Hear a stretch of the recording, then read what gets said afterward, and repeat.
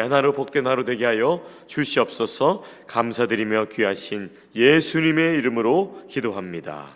아멘.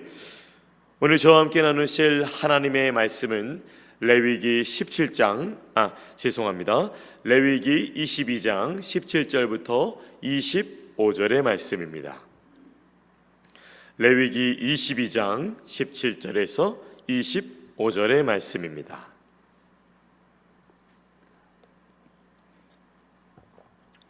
우리 교독해서 읽고 제가 먼저 읽고 마지막 25절 함께 읽도록 하겠습니다. 여호와께서 모세에게 말씀하여 이르시되 아론과 그의 아들들과 이스라엘 온 족속에게 말하여 이르라. 이스라엘 자손이나 그 중에 거류하는 자가 서원 제물이나 자원 제물로 번제와 더불어 여호와께 예물로 드리려거든 기쁘게 받으심이 되도록 소나 양이나 염소의 흠없는 수컷으로 드릴지니 흠없는 것은 무엇이나 너희가 드리지 말 것은 그것이 기쁘게 받으심이 되지 못할 것임이니라. 만일 누구든지 서원한 것을 갚으려 하든지 자의로 예물을 드리려 하여 소나 양으로 화목제물을 여호와께 드리는 자는 기쁘게 받으심이 되도록 아무 힘이 없는 온전한 것으로 할지니 너희는 눈먼 것이나 상한 것이나 지체의 배임을 당한 것이나 종기 있는 것이나 습진 있는 것이나 비루 먹은 것을 여호와께 드리지 말며 제단 위에 화제물로 여호와께 드리지 말라. 소나 양의 지체가 더하거나 덜하거나 한 것은 너희가 자원 제물로는 쓰려니와 서원 제물로 드리면 기쁘게 받으심이 되지 못하리라. 너희는 고안이 상하였거나 치였거나 터졌거나 배임을 당한 것은 여호와께 드리지 말며 너희의 땅에서는 이런 일을 행하지도 말며 다 함께 너희는 외국인에게서도 이런 것을 받아 너희의 하나님의 음식으로 드리지 말라. 이는 결점이 있고 흠이 있는 것인즉 너희를 위하여 기쁘게 받으심이 되지 못할 것임이라. 아멘. 오늘 말씀의 제목 하나님께 기쁨이 되는 삶이라는 제목으로 함께 은혜 나누기를 원합니다. 오늘 말씀 17절부터 25절까지는 짐승의 신체적인 흠, 하나님께 어떤 것을 드리면 안 되는가 자세하게 말씀하고 있습니다. 17절부터 21절까지는 짐승 제물의 규례를, 22절부터 25절까지는 짐승의 흠에 대해서 말합니다. 좀 엄격하게 말하고 있습니다. 하나님께 드릴 수 있는 제물이 엄격하게 규정됩니다. 백성이 하나님 앞에 제물을 드릴 때 반드시 흠없는 제물로 드려야 한다고 말합니다. 모든 자들, 이스라엘의 모든 자들에게 해당되었습니다. 왜 이렇게 엄격하게 말씀하셨을까요? 꼭 엄격해야만 했을까요? 불로 태워서 드리는 거기 때문에 결국 똑같은 것 아닐까요? 그런데 오늘 말씀을 통하여서 하나님께서는 엄격하게 그 규정을 말씀하고 계십니다. 이 엄격함은 어떤 유익을 가져다 주길래 하나님께서는 그렇게 말씀하실까? 본문으로 더욱 깊이 들어가 보겠습니다. 저는 오늘 17절부터 25절 말씀을 통해서 원포인트 아침 묵상을 얻게 되었습니다. 바로 이것이었습니다. 온전한 삶으로 하나님을 기쁘시게 하라. 저는 17절부터 25절 말씀을 통하여서 온전한 재물, 온전한 삶이 하나님께 기쁨을 드릴 수 있다는 것을 알게 되었습니다. 하나님께 기쁨이 되는 것은 멀리 있지 않습니다. 가까이에 있었습니다. 온전한 재물로 드리는 것을 기뻐하신다는 것입니다. 며칠 전 저희 가족들이 함께 식당에 갔는데 식당의 불이 깜빡깜빡, 전구가 깜빡깜빡 거리는 것입니다. 4살짜리 딸이 그 전구를 바라보면서 이렇게 말합니다. 바꿔야 된다는 것입니다. 전구가 계속 켜져는 있지만 그게 계속 켜져야 되는데 깜빡깜빡 거리니까 음식이 보였다 안 보였다 온전치 못하다는 것이죠. 4살짜리가 온전하지 못함을 두고 온전하게 되어야 된다고 요청을 전구에게 한 것입니다. 우리도 마찬가지죠. 나이를 떠나서 우리는 온전함을 요구합니다. 여러분 장 보실 때 어떠세요? 우리는 최대한 좋은 것을 골라갑니다. 한번 생각해 보세요. 여러분은 어떤 선택하실 거예요? 유통기한이 임박한 음식, 유통기한이 넉넉해서 신선한 음식, 어떤 것을 선택하실 것입니까? 상한 음식, 상한 고기, 온전한 고기, 어떤 거 선택하시겠어요? 상하거나 벌레가 많은 과일, 온전하고 깨끗한 과일, 어떤 걸 선택하시겠어요? 예전에 저희 아버지가 과일 담는 것을 어머니가 다시 덜어내시고 온전한 것을 선택했던 것을 제가 기억하게 되었습니다. 찢어진 옷, 그리고 온전한 옷. 옷을 볼 때도 이렇게 찢어진 것이 있나 실밥이 어떤지 잘 보셔야죠. 매 눈으로 봐야 됩니다. 우리는 이렇게 온전한 물건을 원합니다. 우리도 온전한 걸 얼마나 원합니까? 얼마나 꼼꼼하게 체크를 합니까? 그런데 오늘 말씀 보니까 하나님도 온전한 걸 받기 원하신다는 것입니다. 온전한 제물로 번제를 드리기 원하셨습니다. 왜 이렇게 당연한 말이 성경에 써 있었을까? 사람이라는 존재가 그것이 안 되기 때문입니다. 내가 받는 것, 내가 누리는 것을 온전하게 원하는데 다른 사람에게 주는 것, 또 하나님께 드리는 것은 살짝 눈 감고 에이 이 정도는 하면서 하는 것이 사람의 연약함이기 때문입니다. 그 연약함 때문에 오늘 본문 말씀에 당연한 것이지만 기록하고 있는 것입니다. 온전지 못한 것을 드리려 합니다. 우리의 처지에 맞게 드려야 될 것 같지만 기준이 있는데 받으시는 하나님께 기쁨이 되도록 드리는 것이 오늘 말씀을 통해서 이스라엘 백성들에게 요청되고 있습니다. 하나님 그분의 백성들이 온전한 제물로 번제를 드리기 원하셨습니다. 사실 이스라엘 백성들은 출애굽 후에 지금 광야 생활 중입니다. 이 광야가 어디 쉬운 곳인가요? 뜨거운 바람, 요즘에 아주 뜨거운 바람이 우리나라 가운데, 이 미국 가운데 불고 있죠. 너무 덥죠. 광야는 오죽했겠습니까? 메마른 모래, 뜨거운 태양, 부족한 물, 어디로 가야 할지 모르는 그 마음의 외로움, 그 절박함, 그리고 애굽 노예 생활에서 몸이 엄청 힘들었는데 이제는 광야에서 몸뿐만 아니라 더불어서 이 마음까지도 힘든 상황입니다. 그렇지만 하나님께서는 이 백성들 가운데 원대한 구원 계획을 펼치시며 예수 그리스도가 오기까지 이 백성들을 통해서 계획을 펼치시려고 그들을 출애굽하셔서 약속의 땅 가나안으로 지금 인도하고 계십니다. 그냥 가는 것도 너무 힘든 것인데 구별된 제물을 선정하여서 온전한 제물을 드리는 게 얼마나 고된 일이었을까요? 이스라엘 자손이나 그 중에 거류하는 자들이 제물을 드리려면 또 여러분 아까 읽으셔서 아시겠지만 반드시 흠없는 수컷으로 드려야 했습니다. 암컷이 많이 태어날 수도 있잖아요. 수컷이 귀할 수도 있는데 꼭 구분해서 드려야 되었습니다. 또한 서원 제물이나 또 자원 제물 드릴 때도 정말 마찬가지였죠. 이 광야에서 동물들을 데리고 다니는 것이 어디 쉬운 일이었겠습니까? 자기 몸 하나 데리고 다니는 것도 이 광야에서 힘들었을 것인데 성한 동물을 제물로 드리라니, 어떻게 보면은 조금 다친 것인데, 조금 성치 않은 것인데, 조금인데 너무 아깝잖아요. 인간적으로 보기에 병들고 온전하지 못하다고 제물로 드리지 못하다니 아깝습니다. 그런데 노예 생활에서 구원하여 주신 그 하나님을 바라본다면, 그 은혜를 기억해야 된다면 또한 이것을 요청하시는 하나님께 마땅히 드려야 될 모습이지 않을까 저는 묵상하게 되었습니다. 오늘 22절에서 24절까지는 바칠 수 없는 짐승의 종류 12가지로 규정하고 있습니다. 완전한 수를 뜻합니다. 제사장들의 흠을 12가지로 언급했던 것처럼 제물들도 12가지로 규정하여서 제물을 드리는 자나 바쳐드리는 제물이나 하나님 앞에서 흠이 없어야 된다는 것을 강조하고 있습니다. 12가지 목록을 제가 언급해드리면 눈먼 것, 상한 것, 지체에 배임을 당한 것, 종기 있는 것, 습진 있는 것, 비로 먹은 것, 지체가 더한 것, 덜한 것, 고환이 상했거나 치었거나 터졌거나 배임을 당한 것이 여기에 속했습니다. 좀 아깝지만 어차피 불로 태워드리는 것인데 현재의 상태가 뭐 그리 중요한가? 그런데 그것이 중요했습니다.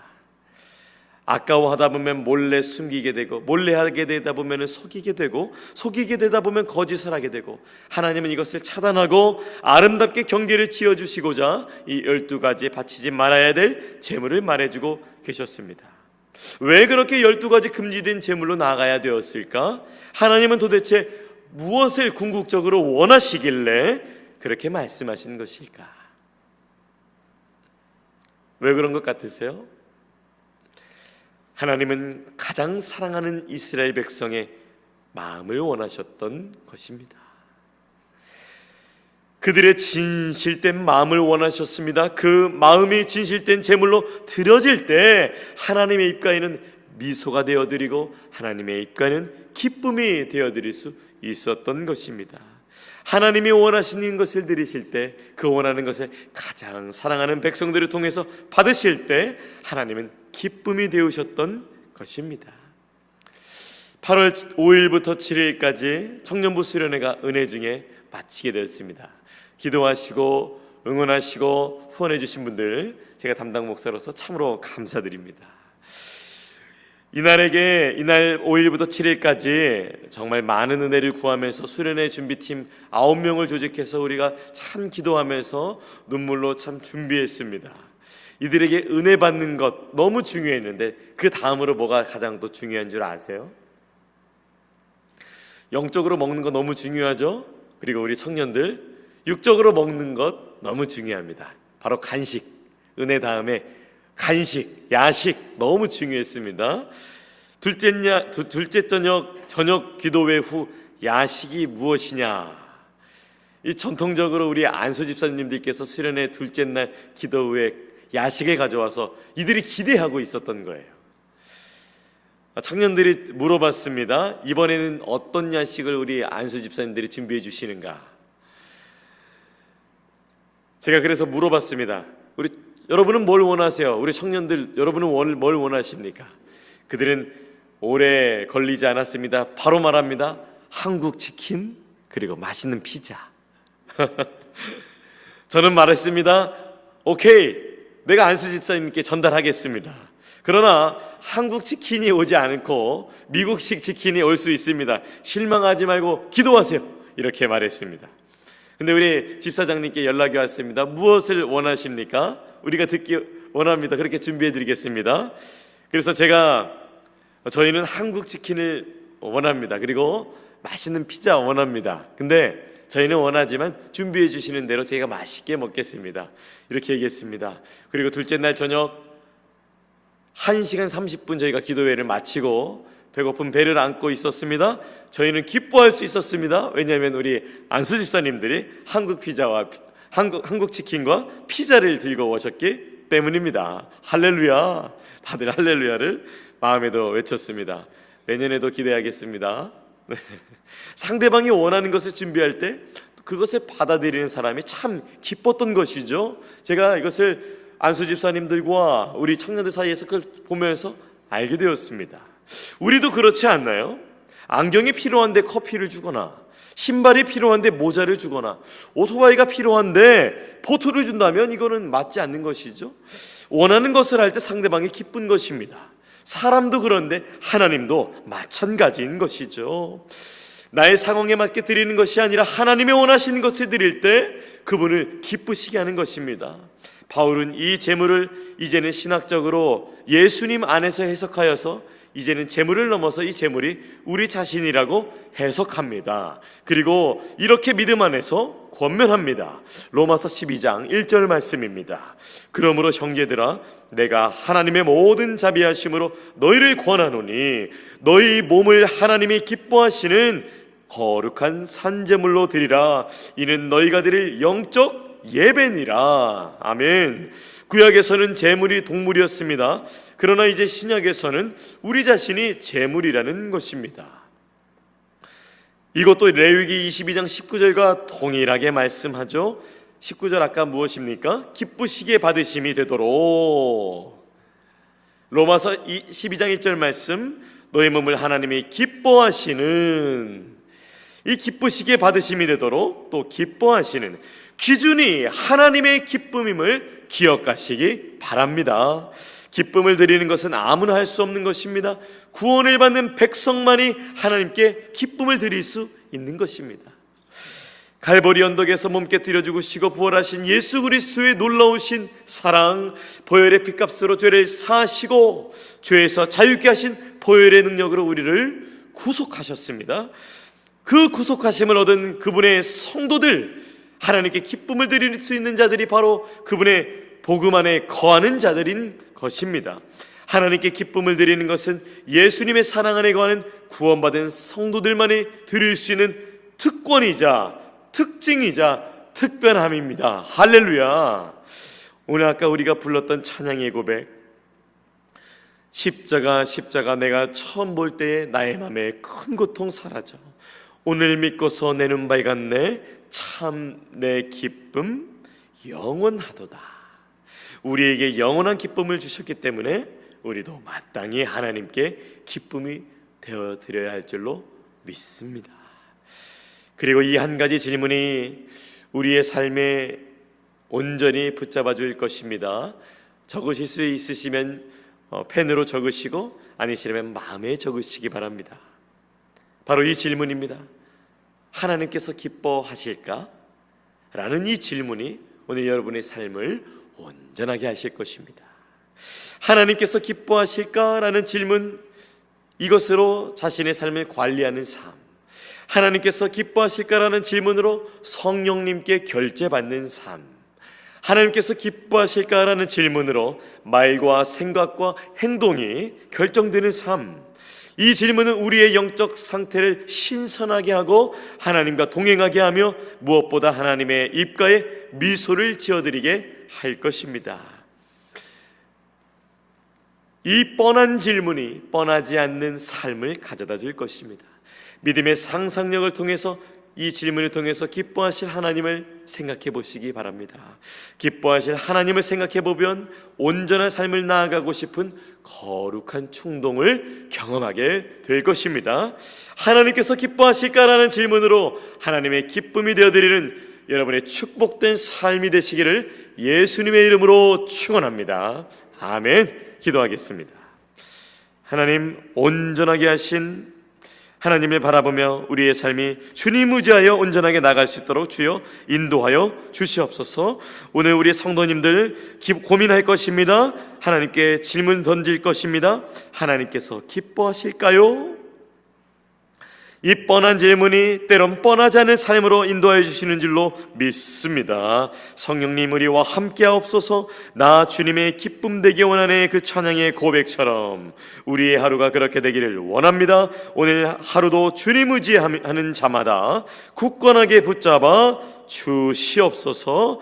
특별히 마음이 어렵고 아프고 몸이 아프고 상한 모든 분들 믿음 안에서 붙잡아 주시옵시고, 어떻게 주님이 기뻐하실까? 이 질문으로 오늘도 주 앞에서 구별된 삶, 온전한 삶, 그리고 다시 한번 믿음으로 결단하는 삶, 다시 한번 눈물로 주님 바라보는 삶, 위로받는 삶 되게 하여 주시옵소서. 감사드리며 귀하신 예수님의 이름으로 기도합니다. 아멘. 하늘에 계신 우리 아버지여, 이름이 거룩히 여김을 받으시오며 나라가 임하시오며 뜻이 하늘에서 이루어진 것 같이 땅에서도 이루어지이다. 오늘 우리에게 일용할 양식을 주시옵고 우리가 우리에게 죄 지은 자를 사하여 준 것 같이 우리들을 사하여 주시옵고 우리를 시험에 들게 하지 마시옵고 다만 악에서 구하시옵소서. 나라와 권세와 영광이 아버지께 영원히 있사옵나이다. 아멘. 계속해서 각자의 기도 제목으로 기도하시겠습니다.